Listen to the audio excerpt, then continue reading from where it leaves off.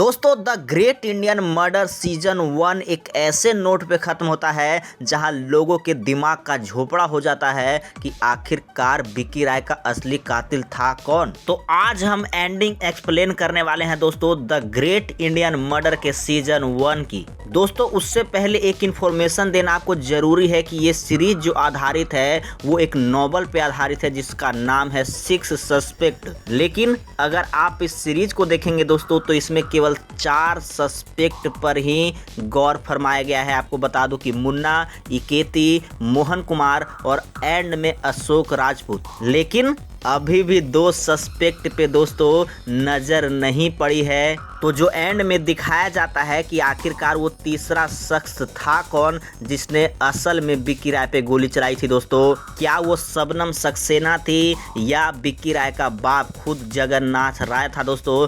वैसे तो विक्की राय की बात करें दोस्तों तो उसकी दुश्मनी बहुतों से थी, तो कोई भी उसे मार सकता है जो हमें सीजन 2 में दिखाया जा सकता है। किसी की भी बैक स्टोरी, अगर बैक स्टोरी की बात करूँ तो बहुत लोगों की बैक स्टोरी दिखाई गई है सीजन 1 में, लेकिन बहुत लोगों की बैक स्टोरी अभी तक नहीं दिखाई गई है। जी हाँ दोस्तों, अरुण देशमुख ब्लॉगर जो विक्की राय के पीछे हाथ धो के पड़ा हुआ था, उसकी बैक स्टोरी अभी तक दिखाई ही नहीं गई है। तो आखिरकार वो अपनी जान को जोखिम में डालकर विक्की राय जैसे बड़े आदमी के पीछे इतना खुले में क्यों आ चुका था और अपना विरोध क्यों जता रहा था, ये हमें सीजन 1 में नहीं दिखाया गया है। लेकिन ऐसा हो सकता है कि शायद सीजन 2 में कोई एक बैक स्टोरी दिखा के हमें एक और कल्प्रिट दिखाया जा सकता है अरुण देशमुख के रूप में कि विक्की राय ने उसका भी कुछ बुरा किया होगा और वो पार्टी में जाके उसे गोली मार सकता है।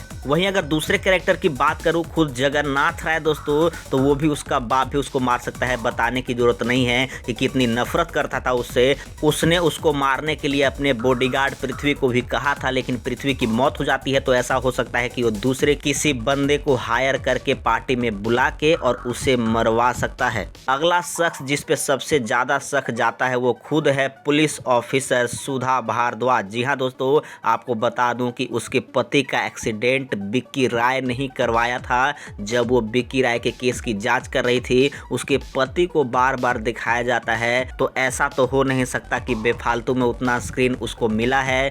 कुछ तो बात जरूर है जो शायद हमें सीजन 1 में देखने को नहीं मिला है। सीजन 2 में कुछ और बैक स्टोरी के साथ सुधा राय ही वो तीसरी शख्स हो सकती है जो पार्टी में जाकर विक्की राय पर गोली चलाई थी। वहीं अगला शख्स जो शक के घेरे में आता है दोस्तों वो है उसकी सौतेली बहन रितु राय। जी हाँ दोस्तों, सीजन 1 में दिखाया गया है कि कितनी नफरत करती थी उसकी बहन। बता दूं, वो खुद बताती है सुधा भारद्वाज को कि 13 साल की थी जब उसका रेप हुआ था और रेप किया था विक्की राय ने, तो बहुत नफरत करती थी। तो वो पार्टी में मौजूद थी। वो भी एक वो शख्स हो सकती है जिसने तीसरी वो शख्स जो गोली चला सकती है विक्की राय पे। और दोस्तों मर्डर मिस्ट्री की यही खासियत होती है कि डायरेक्टर मेकर हमें किसी भी कैरेक्टर की बैक स्टोरी दिखाकर जो मेन विलन होता है उसको दुश्मनी के साथ बदल सकता है। तो सीजन 1 में तो जितनी बैक स्टोरी दिखाई गई है वो काफ़ी नहीं है,